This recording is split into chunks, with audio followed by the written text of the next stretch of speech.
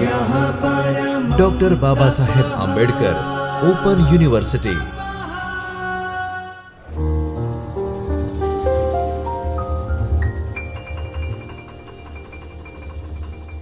नमस्कार विद्यार्थी मित्रों, डॉक्टर बाबा साहब अम्बेडकर ओपन यूनिवर्सिटी के चैतन्य स्टूडियो से मैं doctor Archana Pandey, assistant professor teacher education, आप सबका स्वागत करती हूँ।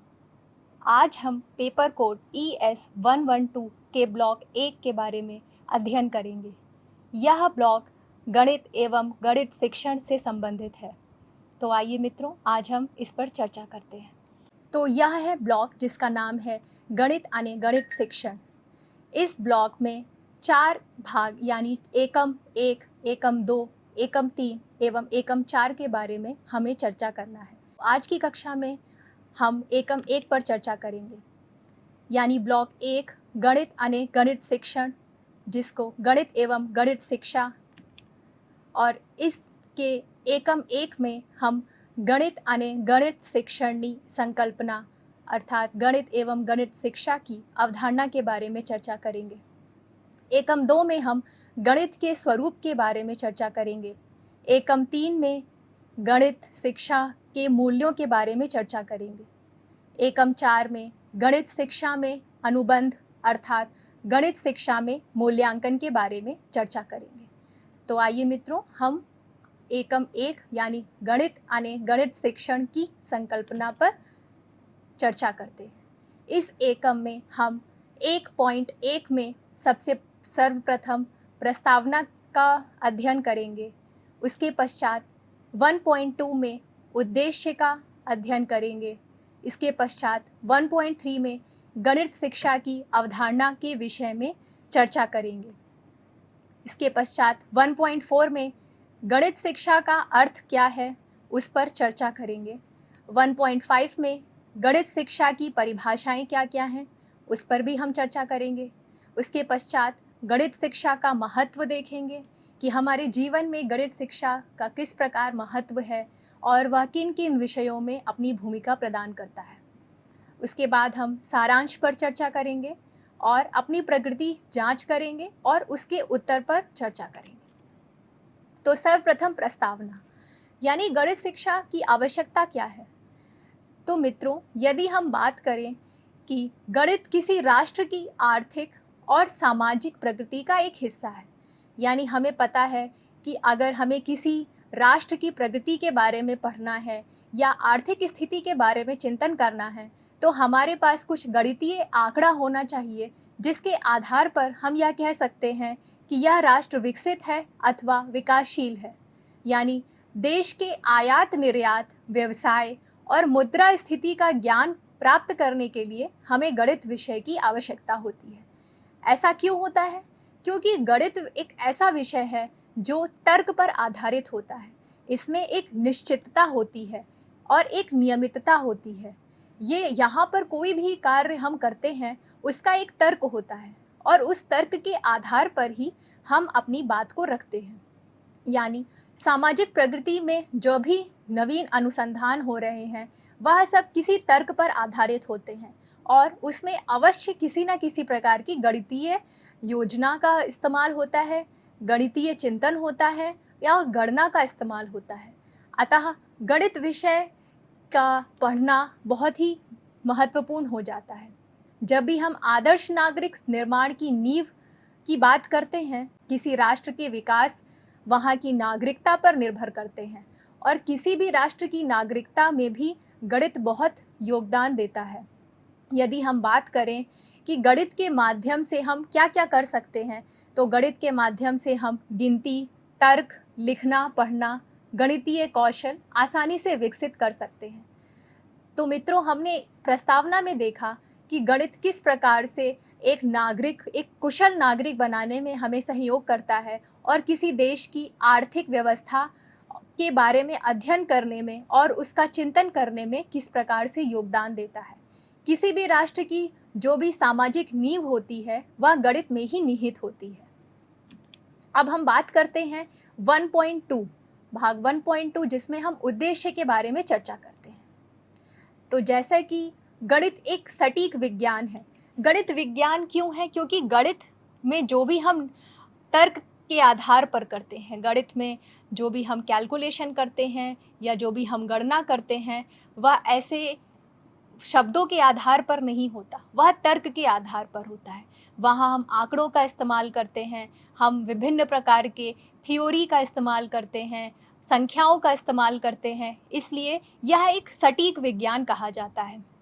इस विषय का अध्ययन करने से छात्रों में निश्चितता आती है और अपने काम में वह एक स्पष्ट और सटीक वैज्ञानिक दृष्टिकोण दे सकते हैं। यानी गणित एक ऐसा सटीक विज्ञान है जो मनुष्य को एक वैज्ञानिक दृष्टिकोण प्रदान करता है। गणित तार्किक दृष्टिकोण भी विकसित करता है। प्रत्येक समस्या को हल करने में जो भी समस्याएं आती हैं, प्रत्येक समस्या के लिए जो भी एक उसका जो आधार हमें देना होता है, वह गणित पर ही निर्धारित होता है।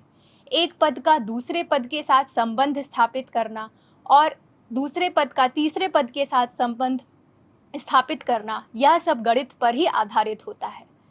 और यह तार्किक दृष्टिकोण विकसित करना ही गणित का असली मायने में अध्ययन करना कहा जाता है।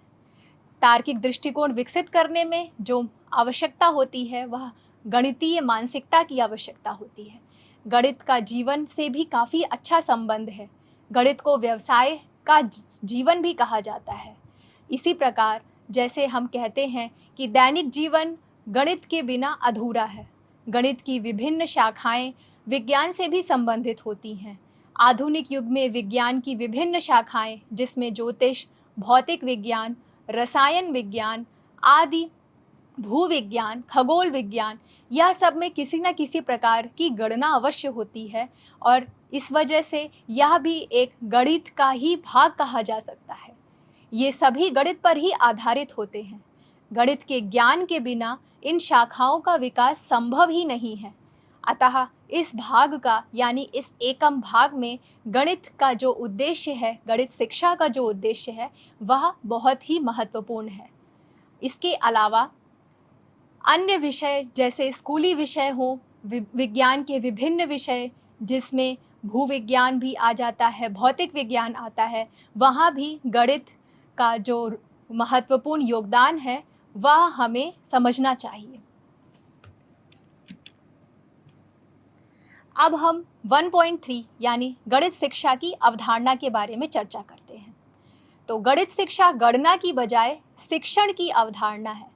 यानी अगर हम आम जीवन में कहते हैं तो गणित को हम सिर्फ जोड़ घटाव से ही नहीं मान सकते, बल्कि यह तो जीवन का आधार है जो मनुष्य जीवन को नियमितता और निश्चितता प्रदान करता है। गणित सीखना तब होता है जब कोई व्यक्ति जोड़, घटाव, गुणा और भाग की बुनियादी प्रक्रियाओं को सीखता है और उनका अपने आम जीवन में उपयोग करता है। यानी सिर्फ कॉपी किताब पढ़ लेना और उसमें जोड़ घटाव कर लेना ही गणित नहीं है। अपने आम जीवन में उसका प्रयोग करना और उसके आधार पर अपनी तर्क शक्ति को बढ़ाना, यह भी गणितीय दृष्टिकोण विकसित करना कहा जाता है। यह हमारी पुरानी अवधारणा रही है कि सिर्फ गणित को जोड़, घटाव, गुणा, भाग से ही माना जाए, बल्कि गणित की आधुनिक अवधारणा इससे भिन्न है। गणित अमूर्त अवधारणाओं को विकसित करने के लिए एक तार्किक ढांचा प्रदान करता है, जिसमें कुछ चीज़ों को सत्य के रूप में स्वीकार किया जाता है और विकसित किया जाता है। अगर हमने किसी घटना को लिया, उस पर अगर हमने तर्क आधारित अपने विचार रखे और उसमें यह हमने विकसित कर दिया कि यह सत्य है या असत्य है, एक परिकल्पना बना करके, तब हम कहते हैं कि हमारी जो गणित की आधुनिक अवधारणा है वह सफल हुई। दूसरे शब्दों में गणित अपरिभाषित पदों, परिभाषित पदों, परिकल्पनाओं, नियमों, सिद्धांतों, सूत्रों की एक क्रमबद्ध संरचना है। अर्थात गणित में हम अपरिभाषित पदों का इस्तेमाल करते हैं, परिभाषित पदों का भी प्रयोग करते हैं, परिकल्पनाओं का इस्तेमाल करके, कुछ नियम का प्रयोग करके और कुछ सिद्धांतों के आधार पर एक तर्क स्थापित करते हैं और यह तर्क एक क्रमबद्ध तरीके से हम उसको प्रस्तुत करते हैं, तब वह गणित की असली मायने में अवधारणा कहा जाता है। इस अवधारणा के अनुसार सभी शाखाएं एक दूसरे के साथ एकीकृत हैं। यानी इस भाग में हमने देखा कि गणित शिक्षा गणना की बजाय शिक्षण की भी अवधारणा है और यह एक तार्किक ढांचा हमें उपलब्ध कराता है। और दूसरे शब्दों में गणित अपरिभाषित पदों, परिभाषित पदों, परिकल्पनाओं, नियमों, सूत्रों और सिद्धांतों का एक क्रमबद्ध ढांचा है जो मनुष्य के जीवन को नियमितता प्रदान करता है और उसकी तर्क शक्ति को स्थापित करता है। अब हम बात करते हैं 1.4 अर्थात गणित का अर्थ। तो इसमें सबसे पहला प्रश्न तो यही है कि गणित क्या है और इसे क्यों पढ़ाया जाता है और इसका स्वरूप क्या है। तो सामान्यतः गणितीय संक्रियाएं परिभाषाओं के रूप में पाई जाती हैं। उदाहरण के लिए इसे गणना का विज्ञान भी कहा जाता है।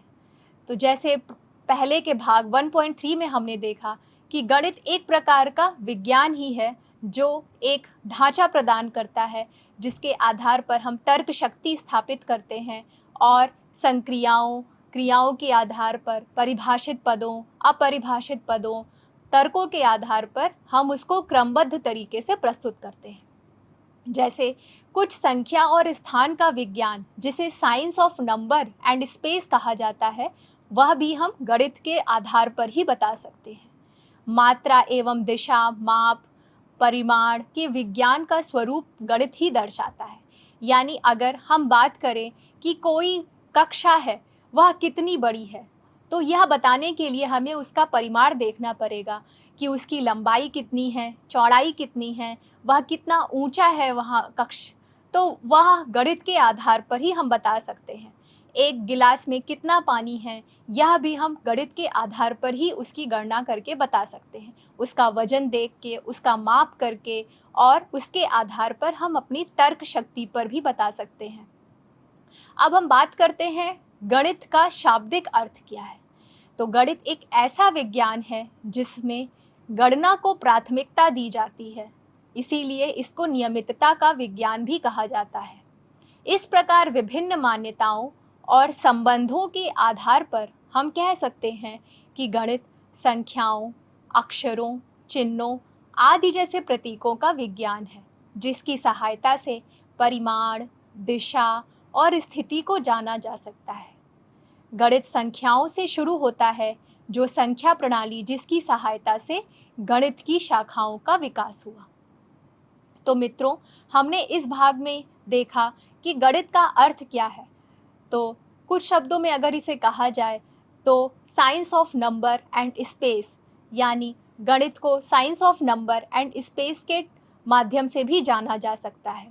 गणित के माध्यम से ही मात्रा और परिमाण, दिशा का भी हमें बोध होता है। गणित का शाब्दिक अर्थ में हमने यह पढ़ा कि विभिन्न मान्यताओं और संबंधों के आधार पर हमने देखा कि गणित संख्या, अक्षर, मात्रा, चिन्ह के प्रतीकों का विज्ञान है जिसकी सहायता से परिमाण, दिशा और स्थिति का ज्ञान बोध किया जा सकता है। अब हम 1.5 यानी गणित शिक्षण की कुछ परिभाषाओं के बारे में चर्चा करते हैं। तो विद्यार्थी मित्रों, गणित की शिक्षा में गणना ही एकमात्र स्थान नहीं होता।